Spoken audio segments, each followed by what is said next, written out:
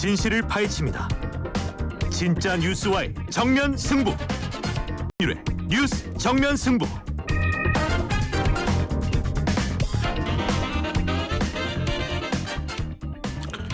신율의 뉴스 정면 승부 2부 시작합니다. 오늘 2부 정면 인터뷰에서 만나볼 분 동국대학교 정치외교학과 박명호 교수입니다. 박 교수님은 지금 국민의힘 총선 TF 여기에서 고문으로도 또 활동하신다고, 자문 역할도 하신다고 하는데요. 직접 입장 들어보겠습니다. 박 교수님 안녕하세요. 네, 안녕하세요. 예. 뭐 여쭤볼 게 많은데 어제 기자회견은 어떻게 평가하세요? 윤 대통령. 좀 아쉽지만 진전이 있었다. 진전이 있었지만 아쉽다. 뭐 이렇게 생각을 합니다. 예. 대통령 입장에서는 그 전과는 다른 모습을 보여줬기 때문에 진전이 있었지만 예. 지지층을 넘어서 이제 중도층이라든가 예. 그 이상으로 그 확산이 가능하겠느냐라고 하는 부분에서는 조금 의문이 남는. 그래서 앞으로 이제 어떻게 하느냐에 달려 있지 않나 생각이 되고요. 예.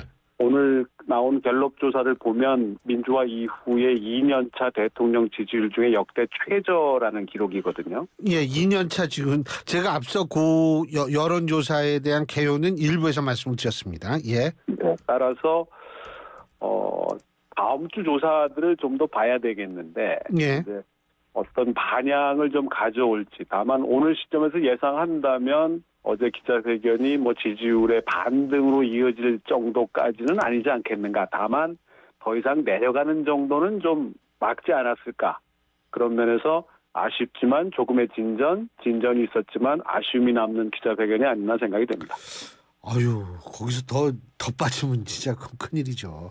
근데 제가 총선백서 말씀을 드렸는데 네. 이 총선백서에서 지난번 2차 회의도 참석하시고 그런 걸로 알고 있는데요. 맞습니다. 이번 총선백서가 어때야 된다고 보세요? 어떤 역할을 해야 된다고 보세요? 글쎄요, 뭐 그때 총선이나 대선마다 백서가 있었다고 합니다. 네. 한 가지 바로잡을 건 앞서 그 소개를 하시면서 조정훈 총선백서 TF팀의 뭐 자문이나 고문 이런 역할은 아니고요. 예.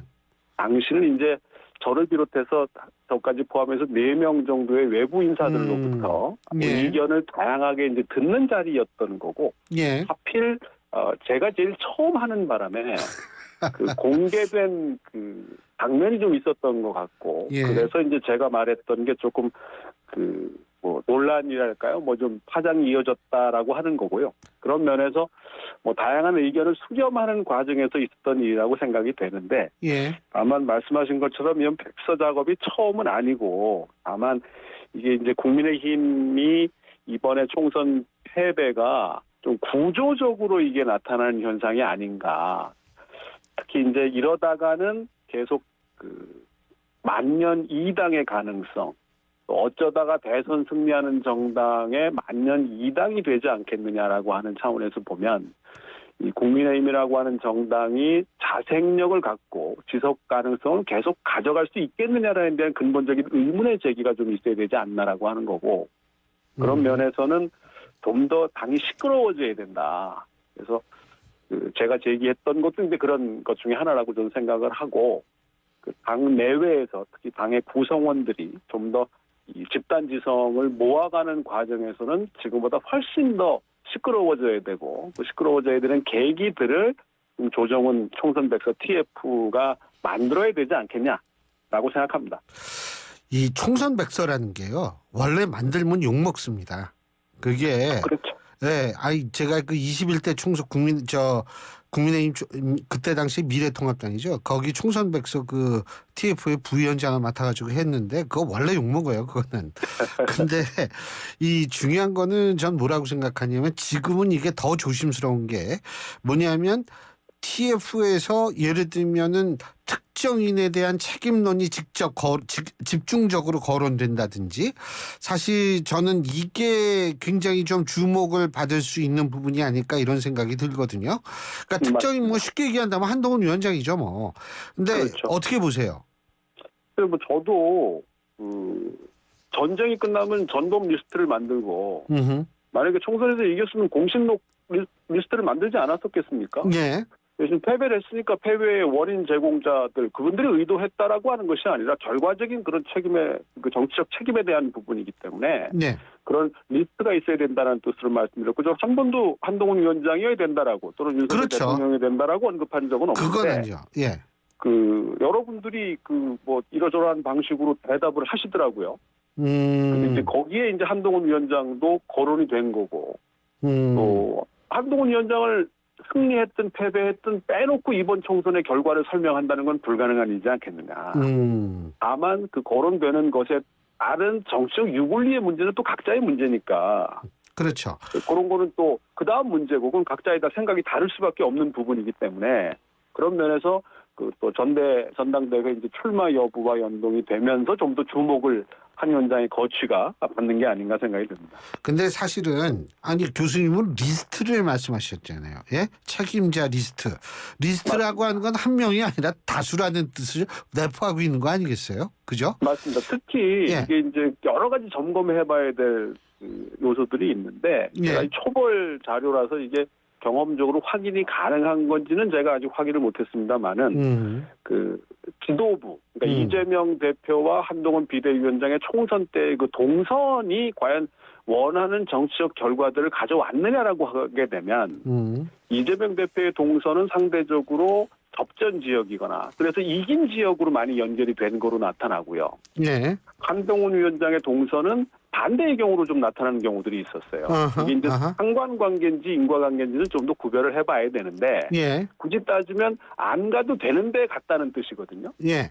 그 귀중한 시간 속에서 그렇게 보면 그런 전략 전술의 동선을 잡는 과정에서도 뭔가 그 패착이 있었거나 잘못이 있었다는 것이고 예. 총선 백서는 그런 것까지 다 점검을 해야 되는 게 역할 아니겠느냐. 예. 그런 면에서는 사람에 대한 논의도 필요하지만 그 선거 과정에 공천에서부터 모두 관여했던 그것이 작은 것이든 큰 것이든 역할했던 모든 분들에 대한 그 뭐랄까요 의견 청취나 또는 분석 이런 것들이 종합적으로 이제 완성이 되어야 그 어떤 결론을 낼 수 있고 저는 이제 그 최종 결론은 그게 이제 책임자 리스트다라고 말씀을 드렸던 겁니다.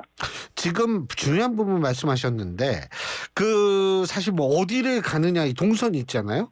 제가 참 이게 좀 그 왜 이게 이렇게 됐는지 모르겠는데 그 유경준 의원 있지 않습니까? 통계청장 지내셨던 유경준 의원 중심으로 해서 1월 중순부터 3월 중순까지 선거구별 빅데이터 분석을 진행을 했다는 겁니다. 예? 네. 그러면은 이 빅데이터를 기초로 한다면 어디에 예를 들면 지금 몇 시에 유산한다면 어디에 가서 해야 되고 여기에 대해서 이 타겟 오디언스는 누구고 이게 어렴풋이 드러날 거거든요. 근데 맞습니다. 이게 이 3월 19일 공천자 대회에서야 후보들한테 전달됐다 이거거든요. 그렇죠. 이게 사실은 원래 당 차원에서 해야 되는 것 아닌가 이런 생각이 드는데 그런 면에서 보면 예. 국민의힘이라고 하는 정당의 능력, 당력이 시간이 지나면서 강화된 게 아니라 오히려 약화되거나 제자리였다라는 걸 의미하게 되는 거고 이런 것들이 종합적으로 선거 결과에 반영이 됐을 것이라고 본다면 예. 어느 부분이 못했고 잘못했고 좀 더 보강이 되어야 되는지를 알고자 하는 게 백서라고 해야 되지 않겠습니까? 그렇죠. 그런 면에서 보면 종합적인 이제 그 접근이 필요한 거고 이게 이제 최종적으로는 결국 사람의 문제로 귀착될 수밖에 없는 것이기 때문에 예. 이겼다면 공신이 되겠지만 지금 패한 상황 그것도 대패를 한 상황이기 때문에 어찌되었든 책임자라는 표현을 쓸 수밖에 없지 않았겠나 예. 그렇게 생각이 듭니다. 이게 결국은 같은 당내에서도 이 커뮤니케이션이 잘 안 된 거죠. 예? 아니 커뮤니케이션 뭐 컨버세이션 아무것도 하여간 뭐가 안 된 거예요 이게. 지금은 국민의힘이 그럴 수밖에 없는 상황이라고 생각이 되고요. 예. 좀 더 혼란스럽고 시끄러워야 된다. 근데 교수님 보실 때 지금 총선 백서를 쓸 수 있는 시기적으로 조금 더 있다 써야 되는 거 아닌가요? 어떻게 보세요? 좀 어려움이 있어 보이더라고요. 저도 이제 회의 딱 한 번 참석을 해서 그 전체적인 걸 파악할 수는 없지만 제 주관적인 느낌으로는 구성도 내부 출신이 좀 더 많아 보였고요. 그러다 보니까 사실 제 생각 같아서는 이게 우리가 보는 우리의 문제도 중요하지만 밖에서 우리를 어떻게 보고 있느냐 하는 부분도 중요하지 않나 생각이 되고 이게 이제 균형을 좀 맞춰야 되는 거고 결국 백서의 핵심은 그 페이지 숫자도 중요한 게 아니고 최종적으로 그 실체에 얼마나 접근해내느냐라고 하는 것이고 무엇을 실천해야 되느냐 특히 이 당의 능력과 관련해서 얼마나 더 자생력과 지속 가능성을 제고시킬 수 있느냐 그렇게 하려면 무엇을 해야 되느냐에 초점을 둬야 된다고 생각한다면 이런 그 거리들을 논쟁거리와 또는 그 무슨 토론이든 뭐 그런 문제 거리들을 가능한 많이 제공하고 다양한 의견이 서로 나와서 토론될 수 있도록 하는 게 이 조정훈 TF의 역할이 아닌가 생각합니다. 그렇죠. 근데 사실은 지금 또 정확한 문제를 지적해 주신 것 같아요. 위원으로 누가 들어가느냐도 물론 중요하겠지만 사실은 제 경험으로 봤을 때에는 이 많은 사람을 불러서 질문하고 답변 듣고 이것도 굉장히 중요하거든요. 사실은. 그렇습니다.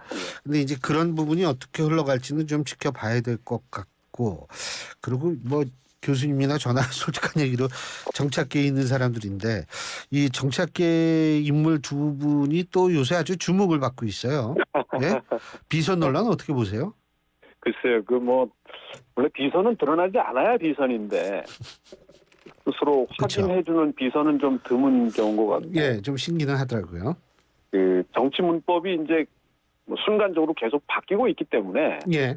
새로운 시대의 정치 문법이 아닌가 생각이 되고요. 다만 이제 여야 특히 이제 여권에 그동안 여러 가지 이제 소문으로 돌아다니던 그 권력 운용 방식이 공적인 절차나 과정보다는 조금 사적이거나 또는 덜 공적인 과정과 절차에 따라서 진행되는 거 아니냐라고 하는 의구심이나 이런 것들의 연장선상에서 본다면 결국 공적 일을 처리하는 공적 과정에 대한 인식의 일단을 좀 드러낸 게 아닌가. 그런 면에서 사실관계 여부야 누가 알겠습니까마는 또 각자의 주장도 또 이해 당사자랄까요? 관련되신 분들의 주장도 서로 엇갈리는 상황이기 때문에 사실관계에 대한 건 그분들의 몫이긴 하겠지만 이 관찰자의 입장에서 봤을 때는 이 권력 운영 과정의 공적 성격에 대한 부분이 앞으로 좀 문제가 되지 않겠는가. 그런 면에서는 좀 이번에 기자회견도 하셨고 또 오늘 이제 취임 2주년이 되는 날이기도 하기 때문에 그런 면에서는 이런 부분에 대한 좀 심기일전이라고 할까요? 또는 이런 게 좀 필요하지 않겠나 생각이 됩니다. 근데 어쨌든 앞으로 3년은 어떻게 해야 된다고 보세요, 교수님은? 쉽지 않은 일인데 다만 윤석열 대통령이 키를 갖고 있다고 저는 생각을 하고요. 예. 또 대통령의 남은 임기가 이제 딱 만 3년이지 않습니까? 예. 오늘 기점으로 보게 되면 또 윤석열 대통령이 갖고 있는 이 만 3년이라고 하는 시간이 윤석열 대통령의 가장 큰 무기이자 수단이 되지 않겠나. 이 부분을 어떻게 활용하느냐, 어떻게 생각하느냐가 앞으로 윤석열 대통령의 정치적 미래를 결정하는 또 정치적인 수단과 방향을 결정하는 가장 중요한 출발점이 되지 않을까 생각합니다. 근데 벌써 민주당 초선 당선인들은 천만 농선부터 시작하는 모양이에요. 그러니까 이게 배지 달기 전부터 농성부터 시작하는 건데요. 닥치고 공격 모드로 이미 전환이 된 상황이죠. 그죠. 이 국회가 이거 22대 국회는 21대보다 더 시끄러워질 것 같아요. 제가 볼 땐. 그러니까 민주당이 작심을 한 게 아닌가 하는 생각은 들어요. 아직 확실하지는 않을 수 있겠지만 예. 윤석열 대통령에 대한 정치적인 결정이나 결심을 내부적으로는 한 게 아닌가. 그런 면에서 조금만 쉽게 얘기하신다면 반공 모드로 나오는 게 이제 임기 3년이 아닐 수도 있다라고 하는 생각을 하는 것이 아닌가. 사실 그거는 진짜 좀 위험한 생각이죠. 그죠? 만약 그렇게 생각한다면. 만약에 아직까지는 가설에 그렇죠. 불과하지만 이제 말씀하신 초선들의 천막농성, 비상행동이라는 표현을 쓰시던데 그분들 입장에서는 그게 이제 당연하고 맞는 이야기일 수 있겠지만 과연 이게 어디까지 국민적 공감을 얻어낼 수 있겠느냐는 건 또 별개의 문제이기 때문에 또 어제 기자회견이 또 다음 주에 어떤 여론에 어떻게 반영되느냐의 부분도 남아있기 때문에 다만 야당은 아마 어제 기자회견을 보고 나름대로 강공 모드를 그 전에 해오던 대로 아마 더 강하게 하려 하지 않을까 그런 면에서 예. 21대 국회에 못지않은 어떻게 보면 더 진화된 강대강 대치 정국이 22대 국회 초반부터 이어지지 않을까 좀 걱정스러운 대목입니다. 교수님께서 아까 이 기자회견 뭐 지지율 상승에 크게 이 큰 계기는 되기 힘들다라는 식으로 말씀을 하신 걸로 제가 알고 있는데 예. 그러면은 이거 뭐 어떤 방법을 뭐 강구해야 되는 거 아니에요? 여론에 기댈 수밖에 없을 것 같은데. 그렇죠. 대통령이 지금 뭐 할 수 있는 거는 여소 거야 국회이기 때문에 예. 결국은 오늘도 뭐 민생 행보를 보인 오늘 것도 시장 뭐 영천시장하고 뭐 거의 같더라고요. 예. 맞습니다. 그런 것도 아마 이제 대중을 향한 대통령의 정치 방식이 이제 선택할 수 있는 수단이 그렇게 많지 않다라고 하는 걸 반영한 게 아닌가 생각이 되고 예. 그런 면에서 보면 어제 기자회견이 그래서 제가 이제 아쉽지만 조금 알겠습니다. 진전이 있었지만 아쉽다고 한 부분은 예. 대통령이 좀 더 전향적인 알겠습니다. 자세와 어떤 모습과 또는 조치 예. 등이 있었어야 되는데 이 부분이 아직은 기대에 미치지 못하고 있는 것이 예. 아닌가 예, 그런 부분이 좀 알겠습니다. 아쉽다는 생각입니다. 예, 오늘 말씀 잘 들었습니다. 고맙습니다. 예, 감사합니다. 예, 지금까지 동국대학교 정치외교학과 박명호 교수였습니다.